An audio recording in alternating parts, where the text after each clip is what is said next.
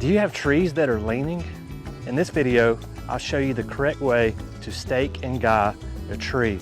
We'll also talk about the most common things that make trees lean to begin with and how to prevent them from happening in the future. Hi, I'm Dr. Tom Warren, and you're watching The Plant Doctor. Let's get started.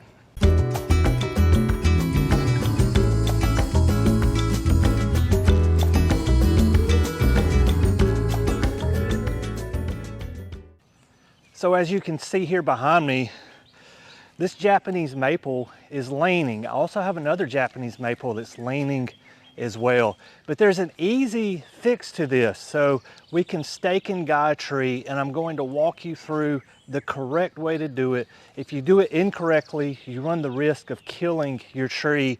And Japanese maples are very expensive. I do not feel like replacing this tree. So we're going to talk about the correct way to do this.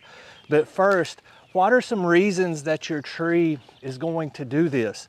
The first reason is it just got planted crooked. Sometimes this happens. You look at it and you think it's straight, and you come out the next day and you look at it and it looks sideways. So a second thing that can cause a tree to lean sideways is the backfill gets soft on one side. As you're planting your tree and you put the backfill in your hole, one side may have an air pocket or something in it, or the ground's just a little softer and the tree will eventually shift to that side. The problem that I have with my trees here is that they're only getting wind from one direction. So if you look at the yard here, to my left is due south and to my right is due north, and they're only getting a south wind. And I live on top of a mountain. It gets really windy up here. They're protected from a north wind by the house. So the house is a two-story house, and this little area here doesn't get a lot of north wind. And so they're only getting south wind, and so as they grow and put on new branches, they're constantly getting pushed a little bit further to the north. And we're going to correct that today. We're going to walk through how to stake these trees.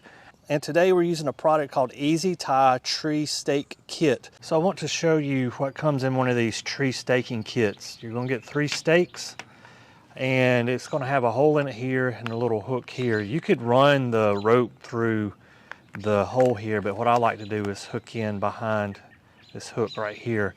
I believe you get a little bit better leverage on your tree when you do that. So there's 3 of those. You get some rope. That's roughly 21 foot of rope here. We'll talk more about that later. And you get 3 little sections of what looks like hose pipe. And I'll talk about the importance of these later as well. And then you get these little hooks. And so these are tensioners that you can use to pull the tightness up on your tree. And I'll show you how to do that later. So this is enough to do 1 tree if you're doing 3 stakes per tree.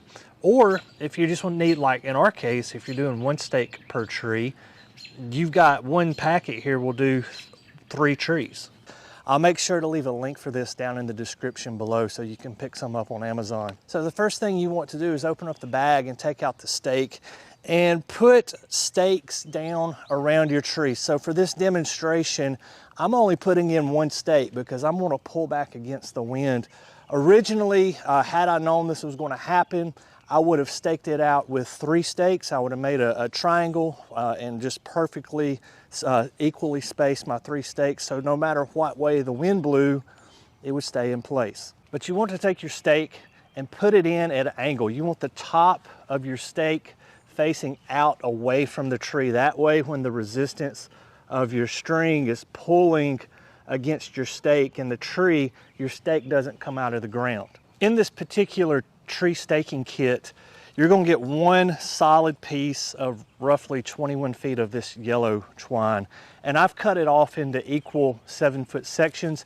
You're also going to get a little black piece of plastic that's used for adjusting the tension on your string. So what you'll want to do is to run your string through the solid hole, tie a knot on the back side, and then from there you can take your string, run it through the 2 half circles, and that serves as a tensioner. And as your tree grows, you can loosen up the tension, or if you need more tension, you can tighten up the tension as well. Perhaps the most important part of this whole process is when you tie your rope to your tree, you want something to protect the bark of your tree. So if we were just to take rope and wrap it around the tree. As the wind blows, this rope is going to rub back and forth across that bark, and it's going to expose the cambium layer of the plant, potentially killing our tree. So when I say the correct way to stake and guide a tree, make sure you have some sort of protection between your rope and the bark. So think of the bark of the tree as like the skin on your body. If I were to take this rope and just start rubbing back and forth day after day, week after week, eventually that's going to get through my skin. That's going to get into my vascular system, so my veins and my arteries, and that could lead to infection. Same thing can happen to the plant. As that bark gets worn away, we expose the cambium layer of the plant, which is the plant's vascular system, and that's just an opportunity for bacteria, viruses, fungus to enter the plant. So make sure you're protecting the bark with either an old piece of cut-off hose, this came in the kit, or something else. You might could even take like a cloth and wrap around your rope as well. But all we want to do, this is pretty simple. We're going to twist this rope up and slide it through this piece of hose. And we are going to find a crotch angle in this tree. I'm going to move up about halfway through the tree, and we're going to take this piece of hose and put it around one of the branches. And once we've done that, we're going to come in and just tie a knot to secure it. Once you have your rope attached to your tree, begin to put some tension on your tree to pull it back. Wrap it around the stake that we put in the ground earlier. And the tension holder we have, we're going to put it in the bottom half circle and the top half circle, just like so, and that's going to hold it in place.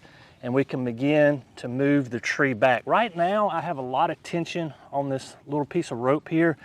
I'm gradually going to increase tension on this tree, and all I have to do that is just pull back on the rope leading to the tree, pull the slack up in the tension holder, and put it back on, and I've created more tension to our tree. We have one other tree here in my landscape that we're going to do this to that's been affected by this constant south breeze. But as you can see here, we've got it relatively straight. It's definitely straighter than it was before.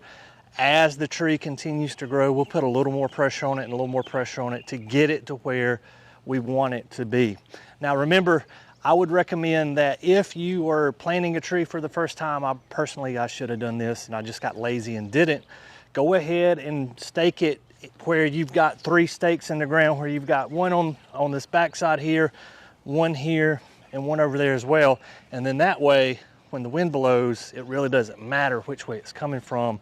If you've got a situation like this where it's a constant wind in one direction, your tree should grow straight.